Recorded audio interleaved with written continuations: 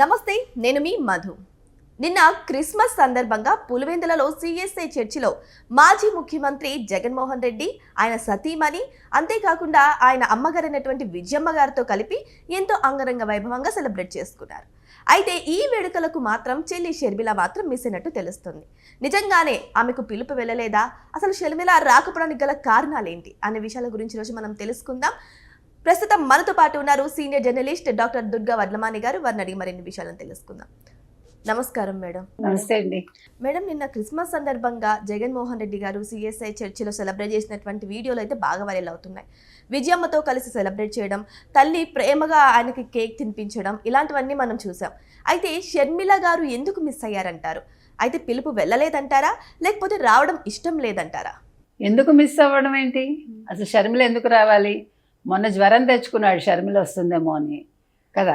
చెల్లన్నా కూడా భయమేనా మేడం? చెల్లంటే భయం కాదు, ఇప్పుడు ఎక్కడ ఆస్తి ఇవ్వాల్సి వస్తుందని భయం. మీకు అర్థమైందా? తల్లి ఏమో ఇప్పుడు మరి విజయమ్మ గారు ఆవిడే వచ్చారా, ఈయన పిలిచారా మనకు తెలియదు. కాకపోతే తల్లి ప్రేమ అంటే అదే.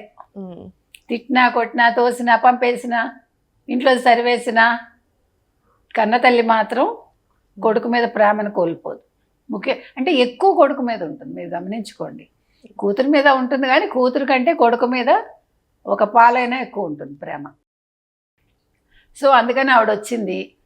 అక్కడ ఆయన పులివెందుల్లో ఉండే సిఎస్ఐ చర్చికి వెళ్ళారు. 8:30కి బయలుదేరి 8:45కి వెళ్ళి ఆయన అక్కడ కేక్ కట్ చేశాక విజయమ్మ గారు కొడుక్కి తినిపించింది. అవును, కొడుకు తినిపించినట్టు మీరు ఎక్కడా వెళ్ళలేదు. అది గుర్తుపెట్టుకోండి. అంటే మీరు అన్నారు కదా ప్రేమ వచ్చిందని. ఆయనకి ప్రేమ రాదు. ఆయన ప్రేమ డబ్బు మీదే ఉంటుంది. ఓన్లీ తల్లి ప్రేమే అక్కడ. తల్లి ప్రేమే ఒకటి. రెండోది ఏం జరిగిందంటే ఆయన వాళ్ళ పెదనాన్న ప్రకాష్ రెడ్డి గారికి తినిపించాడు కేక్. ఆ థామస్ బాబు అని ఆయన ప్రార్థనలు నిర్వహించారు, సిఎస్ఐ చర్చ్ ఫాదర్ ఆయన. అయితే ఇక్కడ విషయం ఏంటంటే షర్మిల వస్తుందని అందరూ అనుకున్నారు, మనం రాదని మొన్ననే చెప్పాం. ఆవిడ రాజశేఖర్ రెడ్డి కూతురు, ఆవిడ రాదు, ఆవిడ పౌరుషం ఎక్కువ అని.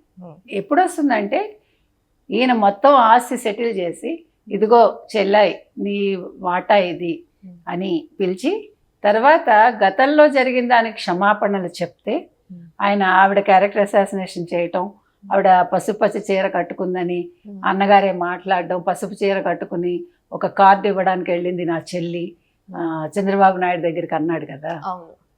ఒక తండ్రి వయసు ఉండే ఒక వ్యక్తి గురించి ఒక చెల్లెలు వెళ్తే ఆ రకంగా మాట్లాడటం అనేది సిగ్గుచేటు. ఎందుకంటే రాజశేఖర్ రెడ్డి అండ్ చంద్రబాబు నాయుడు ఇద్దరు మంచి స్నేహితులు. ఇక్కడ కొన్ని సంప్రదాయాలు ఉంటాయండి. ఏంటంటే ఇప్పుడు మనం అపోజిషన్లో ఉండొచ్చు, లేదు అధికారంలో ఉండొచ్చు, అది ఓన్లీ రాజకీయం వరకే. వ్యక్తిగతంగా వచ్చేసరికి మీరేం చేయాలి? వెళ్ళి కలవాలి. పొద్దున కొట్టుకోవాలి అసెంబ్లీలో, సాయంకాలం ఇంట్లో కలవాలి. తప్పే ఉంది? అది అక్కడితో అయిపోతుంది అంతే. దాన్ని క్యారీ ఫార్వర్డ్ చేయకూడదు ఇంటి వరకు. అప్పుడు మనకు అనారోగ్యం, పక్కవాడికి అనారోగ్యం తీసుకొస్తాం మనం. లేదు పక్కవాడి ఆస్తులు కూడా కొట్టేస్తాం జగన్మోహన్ రెడ్డి. అందుకని ఇక్కడ జరిగింది ఏంటంటే మొత్తం మీరు చూసుకుంటే కనుకైతే నిన్నను ఆయన కొంచెంసేపు ఉన్నారు, వెంటనే హెలికాప్టర్లో యలహంకకి వెళ్ళిపోయాడు. సో ఆయన కరెక్ట్గా మీరు ఎప్పుడైనా గుర్తుపెట్టుకోండి, ఆయన తాడేపల్లి వచ్చినా లేదు, ఆయనకు అన్నీ కలిసి వస్తాయి. అట్లాగా మంగళవారం బయలుదేరతాడు, గురువారం ఉంటాడు, సాయంకాలానికి వెళ్ళిపోతాడు. కరెక్ట్గా 1.5 రోజు లేదా 2 రాత్రులు ఒక పూట ఉంటాడు ఆయన, ఒక పగలు. మీరు చూసుకోండి మొత్తం ఆయన ప్రయాణాలన్నీ అంతే. ఎందుకంత భయం మేడం ఆయనకి?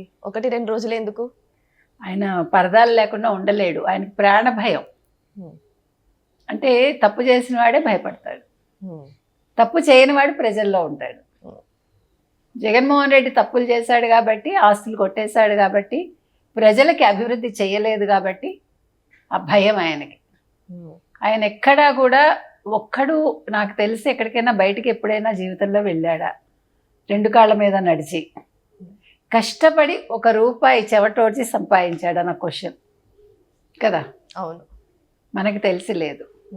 సో ఏది ఏమైనా చెల్లెలు తప్పు చేసింది, పాదయాత్ర చేసి 16 నెలలు జైల్లో ఉన్న వ్యక్తిని గెలిపించమని అడిగి, ఒక్క ఛాన్స్ ఇమ్మని తల్లి అడిగి ఆంధ్రప్రదేశ్ని ముంచేశారు, నట్టేట ముంచారు. ఆ ముంచిన దాన్ని ఇవాళ బయటకు తీసుకురావడానికి చంద్రబాబు నాయుడు గారు, పవన్ కళ్యాణ్, లోకేష్ చాలా శాయశక్తులా కృషి చేస్తున్నారు. అయినా కూడా ఇంకా ఏదో అడ్డంకులు సృష్టించాలని జగన్మోహన్ రెడ్డి తాపత్రయపడుతున్నాడు. ఫస్ట్ నుంచి జగన్మోహన్ రెడ్డి గారు తల్లికి చెల్లికి వాల్యూ ఇవ్వట్లేదన్న విషయం అందరికీ తెలిసిందే. నిన్న కూడా అదే నిరూపితమైంది. చెల్లి గురించి అలా మాట్లాడడం తప్పు. అండ్ ఇంకా తల్లి గురించి వస్తే తల్లికి తినిపించకుండా కేకు ఇంకా వాళ్ళ పెద్దనాన్నకి తినిపించడం అనేది ఇక్కడే తెలిసిపోతుంది. తల్లి కన్నా కూడా పక్కన వాళ్ళే ఎక్కువ వాల్యూ అని చెప్పేసి, మరి సొంత తల్లి చెల్లిని ప్రేమించలేని వ్యక్తి ఇక ఆంధ్రప్రదేశ్లో ఉన్న మహిళలకు ఏమాత్రం గౌరవం ఇస్తారు మేడం? నీకు ఇస్తాను చెప్పాడా? లేదు. ఇస్తాన్నాడా? నేను వస్తే మీ సంగతి తేలుస్తానని చంద్రబాబు నాయుడుకి, పవన్కి, లోకేష్కి చెప్తున్నాడు కానీ ప్రజలకి నేను వస్తాను మీకు మంచి చేస్తాను ఎక్కడని చెప్పాడా? భలే వాళ్ళే చాలా తెలివిగా క్లారిటీతో మాట్లాడతాడు. ఇంకొక విషయం, మా ఇటీవల అది తండ్రి వర్ధంతప్పుడు ఎప్పుడో నాకు గుర్తులేదు, తల్లిని ఆవిడ పలకరించబోతుంటే పక్కకి తప్పుకుని వెళ్ళిపోయాడు మొహం తిప్పుకుని. అర్థమైందా? ఇప్పుడు మళ్ళా తల్లిని ఎందుకు రానిచ్చాడంటే ఒక భయం. ఎందుకంటే మళ్ళీ ఫ్యూచర్లో ముఖ్యమంత్రి కావాలి, ఇప్పుడు తల్లి చెల్లి అవసరం మళ్ళీ వస్తుందా, ఏమైనా మంచి చేసుకోవాలా, డైలమాలో ఉన్నాడు. అందుకోసమని ఆయన నటిస్తాడు. అర్థమైందా? జగన్మోహన్ రెడ్డి తన్ని తాను ప్రేమించుకుంటాడు తప్ప ప్రపంచంలో ఇంకెవరిని ప్రేమించడు. మరి భార్య పిల్లల సంగతి నాకు తెలియదు. కానీ భార్య కూడా బాగా సపోర్ట్ చేస్తారు కదా మేడం, భారతి గారు కూడా. ఇప్పుడు అన్ని కూడా ఆవిడ కొంచెం నెత్తిన పెట్టుకొని రాజకీయాలు కూడా అందరితో ఆవిడ నెత్తిన పెట్టుకోవడానికి అక్కడ ప్రజలేమి ఆవిడనేమి సపోర్ట్ చేయట్లా. ఆవిడ నిలదీశారు ఎన్నికల ముందు. కాకపోతే ఏంటంటే భారతీరెడ్డికి కూడా రాజకీయం తెలుసు కాబట్టి ఆవిడ భర్తకి సపోర్ట్ చేస్తుందా లేదా భర్త ఆవిడకి సపోర్ట్ చేస్తున్నాడా అనేది మనకు తెలియదు. కానీ ఇద్దరు బ్రహ్మాండంగా నటించడం అయితే నటిస్తారు.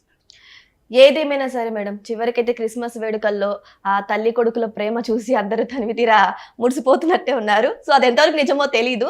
బట్ ఏదేమైనా సరే ఇప్పుడు వచ్చే ఎలక్షన్స్ లో మళ్ళీ తల్లి అవసరం ఉంటుందో చెల్లి అవసరం ఉంటుందో తెలియక దగ్గరికి రానిచ్చారో తెలియదు. అది చూసే ప్రజలకైతే తెలియాలి. Thank you so much. Thank you.